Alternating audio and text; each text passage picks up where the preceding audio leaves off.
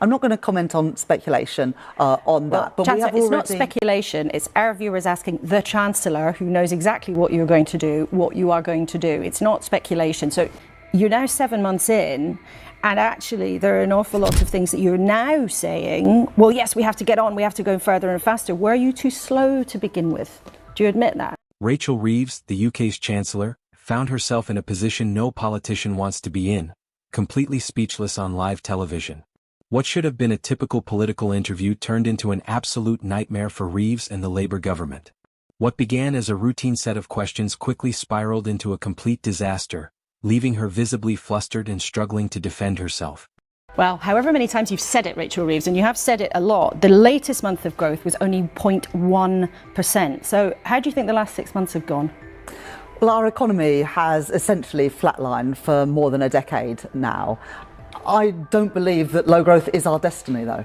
I know that we can do so much better. It was an interview that had the potential to be forgettable, but it became one of the most talked about moments in recent political history. Caught off guard and backed into a corner, Reeves was forced to answer for the country's current economic turmoil, and let's just say things didn't go according to plan.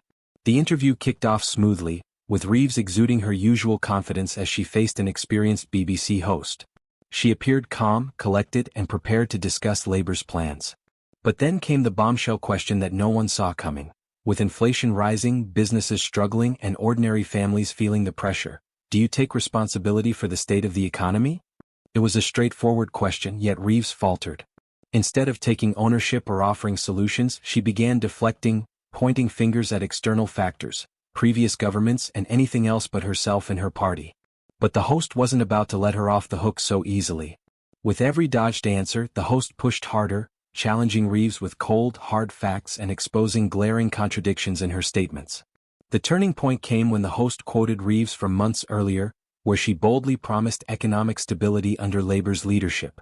The host then hit her with the reality, new financial reports revealing the opposite, with economic conditions worsening under Labour's watch. The tension in the room was palpable. Reeves, typically composed and quick with a response, was visibly rattled. Her usual confident tone wavered, and for a moment that seemed to stretch on forever, she was silent, live on national television. It was the kind of pause that makes headlines, and for Rachel Reeves, it marked the beginning of a political nightmare. But this wasn't just an embarrassing moment for Reeves, it was a reflection of Labour's growing economic troubles. Inflation remains out of control, businesses are barely staying afloat, and ordinary citizens are struggling to make ends meet. Labour's promises of economic stability now seem hollow, and Reeves, as Chancellor, is at the heart of the storm. The backlash has been fierce, with critics from all sides of the political spectrum tearing into her performance. Some political analysts have labeled the interview as a moment that could shake the very foundation of Labour's credibility. And it's not just the opposition that's pouncing on the situation. There are whispers within her own party about whether Reeves should remain in her role as Chancellor.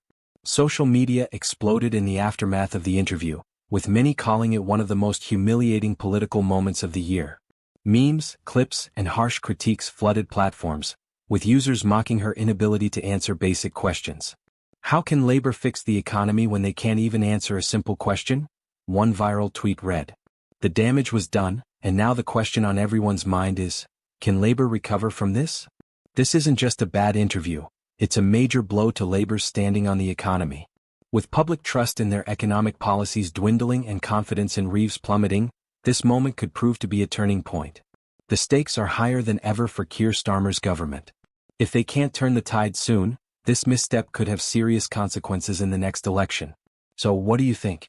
Did the BBC host expose Rachel Reeves as being unfit for the role of Chancellor? Or was it just a rough day in the office? Let us know your thoughts in the comments below, and as always, don't forget to like, subscribe, and hit that notification bell to stay updated on this unfolding story. Because believe me, this is far from over, and the fallout from this interview could shape the future of Labour's government.